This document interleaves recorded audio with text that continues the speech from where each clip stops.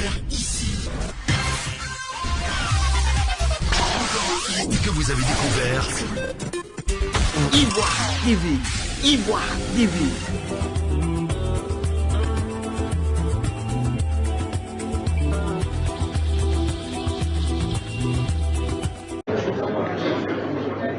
Bien, alors, quelle était la nature de nos rapports, les rapports avec le président Gbagbo avant le 11 avril?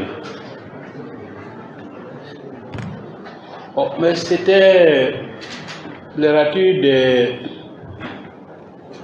des rapports entre un président de la République issu du parti et le président du parti lui-même. C'est ce type de rapport qu'on avait. Ça veut dire quoi? Ça veut dire que nous étions tous deux concernés par la marche du pays, concernés par les problèmes qui se posaient au pays. Parce qu'un parti politique, son objectif, c'est de pouvoir, s'il est au pouvoir, de pouvoir conserver le pouvoir à l'occasion des élections. Donc, s'il est au pouvoir, il voit comment il peut aider le gouvernement à résoudre les problèmes dans la mesure de ses possibilités, dans les domaines où il peut intervenir, notamment par exemple dans le domaine de la mobilisation, de la sensibilisation, de l'explication du programme du gouvernement, dans le domaine aussi peut-être des analyses et des réflexions avec certains responsables du gouvernement. C'est ça le rôle d'un parti qui est au pouvoir, de manière à ce que le gouvernement ait de bons résultats et qu'à l'occasion des élections, les Ivoiriens, les citoyens lui renouvellent leur confiance.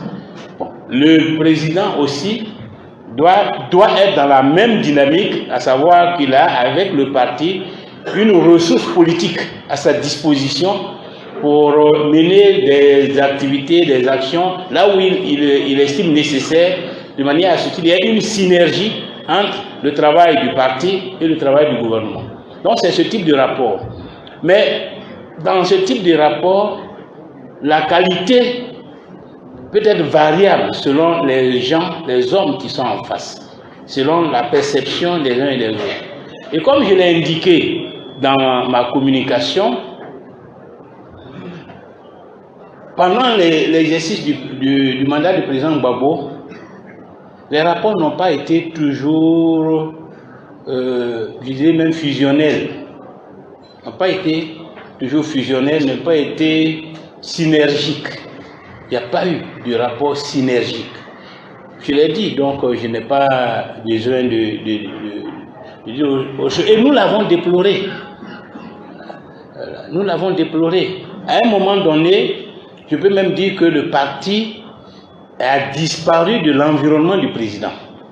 Le parti a disparu de l'environnement du président. À plusieurs reprises, nous avons eu des rencontres, d'explications, pour essayer de voir comment on peut harmoniser, comment on peut caler les choses.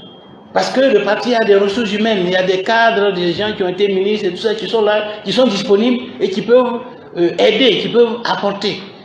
Mais pour des raisons qui sont personnelles, et je pense que ce qui peut-être reprochait le plus au parti, c'est cette liberté de ton, cette liberté d'opinion, cette indépendance d'esprit. Je crois que c'est ça qui irritait le président Gbagbo. Il préférait avoir autour de lui des gens qui obéissent plus qu'ils ne réfléchissent. Or, les militants, eux, ayant été à la base du combat pour l'accession, avaient à cœur de tout faire pour que le parti reste au pouvoir. Donc, ils n'avaient pas le droit d'avoir la langue de bois. Ils n'avaient pas le droit de ne pas être exigeants, de ne pas être rigoureux sur les choses. Et ça a créé beaucoup de problèmes. Ça a créé le problème. C'est pourquoi je dis que c'est cette dérive. Et vous avez remarqué qu'à un moment donné, il y a d'autres structures qui sont nées à l'initiative du président Gbagbo, le CNRD. Personnellement, en tant que président du FPI, je continue de croire qu'ils ont créé le CNRD pour étouffer le FPI. Comme on bavardait beaucoup, on va les mettre tous dans une grosse casserole, comme ça. Ceux qui sont à la tête, ils vont parler et puis eux, ils vont se taire. Et vous avez vu que même pour la campagne, bon, c'est une autre structure. Le président il a invoqué des arguments tactiques. Mais moi, je continue de croire que quand tu vas en guerre, il faut compter d'abord sur tes propres troupes. Et dans une campagne électorale, on compte d'abord sur les zones où on a un potentiel électoral.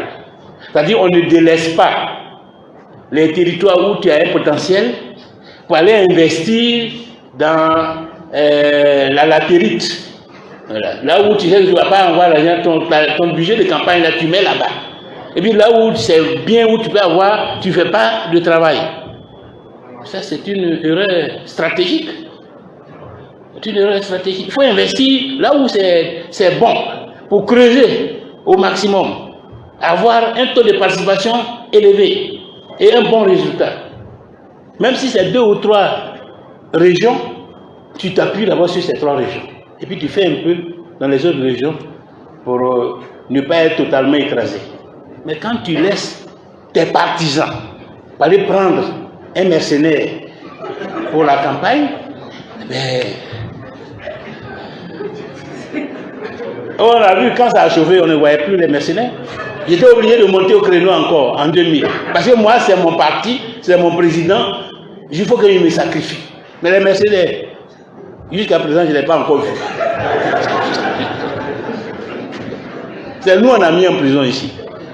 Parce qu'on continuait de crier Gbagbo, Gbagbo, Gbagbo ici. Au lieu d'aller faire allégeance à Ouattara et puis avoir les milliards, des postes ministériels, tout ça. Parce que le 11 avril, quand on tombe, j'avais le choix. Il y en a qui sont partis faire allégeance à l'hôtel du Golfe. Des proches de Gbagbo. Pourquoi moi je ne suis pas allé? Et que j'ai demandé aux gens même de ne pas aller, d'aller faire allégeance. Mangou est là pour témoigner. Yaoundé est là pour témoigner. Koulibaly Mamadou est là pour témoigner.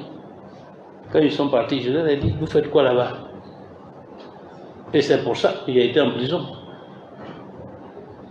Alors quand les gens me parlent de deal, de trahison, j'ai ri.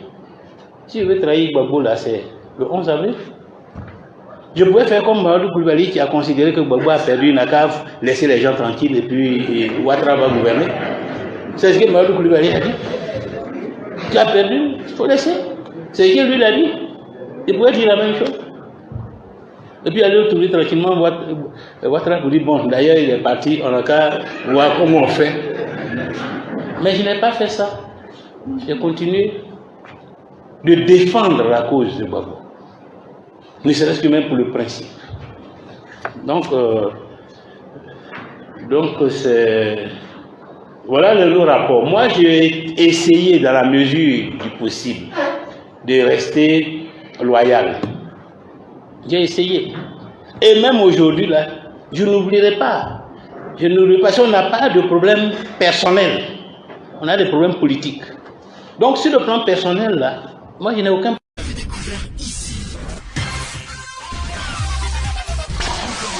Que vous avez découvert Ivoire TV. Ivoire TV.